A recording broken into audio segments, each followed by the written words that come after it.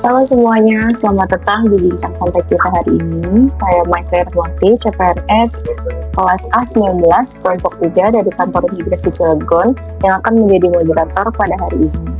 Bincang kali ini kita akan membahas mengenai bela negara. Sering kali kebayang tuh kalau tentang bela negara itu tentang angkat senjata atau peperangan atau hal-hal yang berhubungan dengan fisik. Padahal ada juga namanya kemampuan awal bela negara yang menjadi dasar untuk di kehidupan sehari-hari. Terutama kita sebagai pelayan publik bisa menjadi landasan besar untuk kita. Nah, di sini hadir pula narasumber pada hari ini, yaitu Mas Pria Irawan dari Rutan. Halo, perkenalkan nama saya Pria Irawan. Saya asal dari PT Rutan kelas 2B Kota Bumi, Kanwil Ditjen Pas Lampung. Di sini selaku narasumber untuk materi kemampuan awal bela negara. Kita bisa ngomong nih, menurut Masnya apa sih sebenarnya yang dimaksud dengan kemampuan bela negara?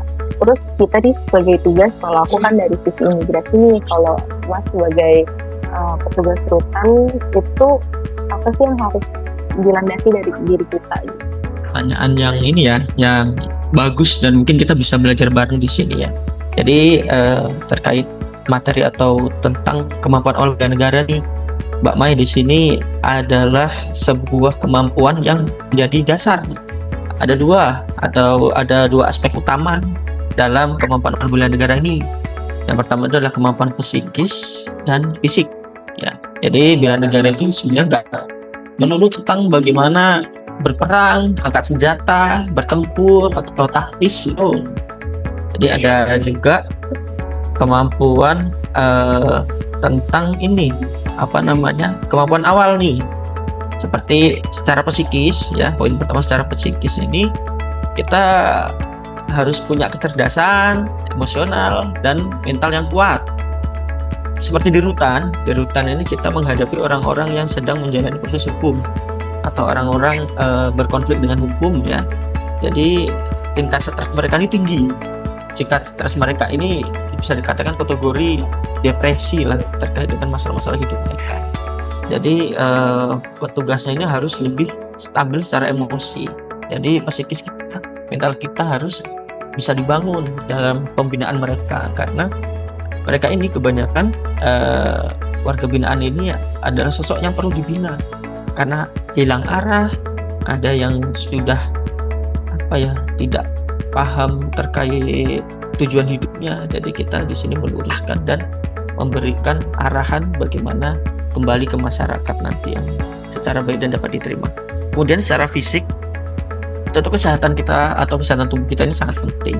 Seperti kami di rutan atau petugas rutan atau lapas ini memang harus memiliki kekuatan fisik yang bagus, yang baik, karena tujuan atau fungsi awal rutan ini adalah pengamanan.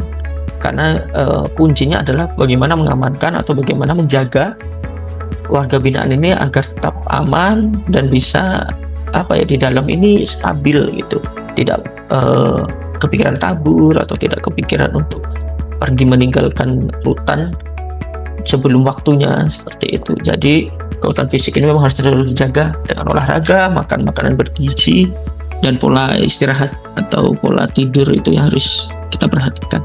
Mungkin kalau dari sisi rutan kayak gitu ya, sama aja sih sebenarnya, karena kita pelayan masyarakat gitu ya. Jadi kurang lebih kita memang harus bisa mensinkronisasi antara psikis dan fisik. Kalau misalkan fisik, kalau kita nggak jaga kan, itu otomatis nanti kita nggak bisa jadi nelayan yang baik, lemas, terus nantinya jadi diprotes kan, jadi aduan gitu.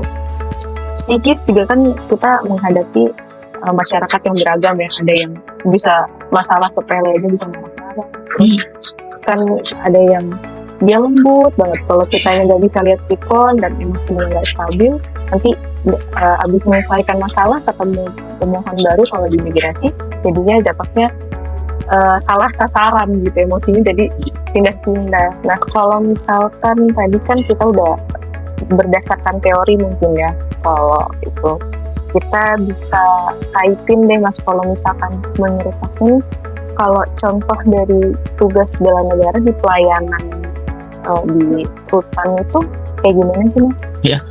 Kalau untuk di rutan rutan atau lapas itu sederhana sebenarnya, seperti bentuk pelayanan kepada keluarga. Kunjungan layanan tahanan itu kita tunjukkan bagaimana pelayanan itu yang baik, yang ramah, dan informatif. Karena biasanya pihak keluarga ini yang akan membesuk itu ada yang baru pertama kali membesuk gitu.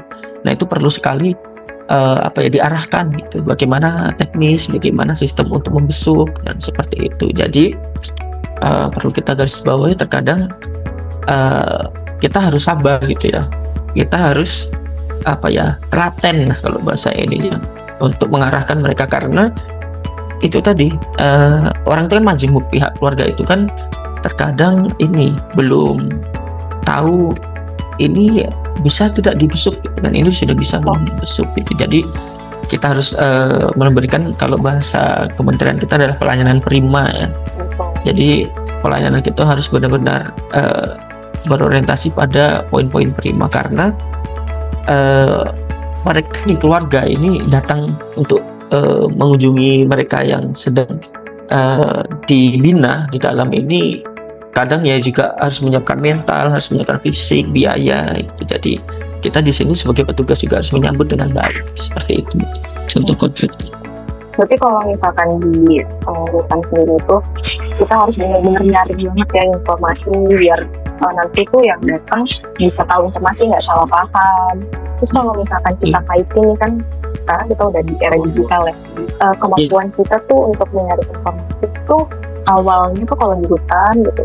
Kalau untuk informasi itu kita ada media sosial, ya kan? Kita melalui media sosial, kita informasi ini bisa biasanya kita sudah menyiapkan portal khusus, namanya warung telekomunikasi khusus warga binaan ya. Jadi di situ biasanya keluarga itu sudah meninggalkan nomor HP ya, jadi bisa dihubungi. Misalkan ada keperluan apa, jadi warga binaan itu bisa nanti membeli voucher ke petugas untuk menggunakan warta khusus ini. Jadi ada khusus untuk telepon, dan itu bisa video call juga ya, ada kamera juga ya. Jadi warta khusus ini memang program dari Kementerian Imigrasi Pemasyarakatan, khususnya di Ditjen Pemasyarakatan. Jadi komunikasinya tetap ada dari keluarga. Kemudian untuk informasi layanan umum, informasi publik ini bisa melalui jaring sosial, media sosial, Instagram, Facebook, Twitter ada, dan biasanya bisa kita infokan melalui layanan, ada nomor pengaduan gitu. Seperti keluarga yang baru datang nih belum tahu, itu biasanya nanti dikasih tahu untuk melihat di media sosial, atau nanti ada nomor layanan pengaduan seperti itu. Berarti kita bisa menyaring informasinya buat bisa jadi buat keluarganya bisa tahu. Terus kalau misalkan tiba-tiba ada hoax, bisa diinfokan melalui media sosial ya Mas ya. Bisa jadi tersaring gitu. Tapi kalau misalkan kita simpulkan, berarti kita bisa memulai awal bulan ini dari informasi-informasi publik, terus dari diri kita sendiri. Terus kalau misalkan dari Masnya nih, ada nggak sih pesan atau kunci nih dalam bela negara? Menurut saya poin utamanya ya, ini bela negara ini dimulai dari kedisiplinan dari diri kita sendiri.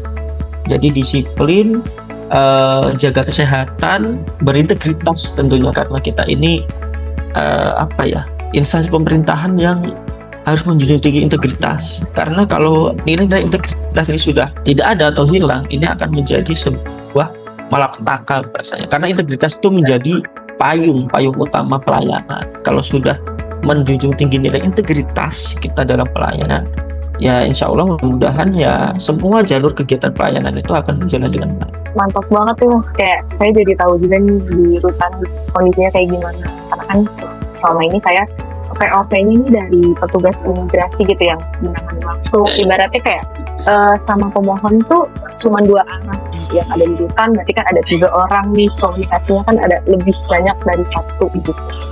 Jadi saya tahu juga nih pandangan bela negara tuh berarti kan nggak harus yang menaiki sih, tapi juga bisa kayak jadi komunikasi, biar nggak misinformasi, terjadi hoax. Terus profesionalisme kita juga berarti harus dijaga kan, biar keadaan itu baik terus gitu, mau di imigrasi mau di kantor juga jadi paham kalau bela negara itu buat kesehatan kita itu termasuk adalah poin dari awal mulanya ada bela negara.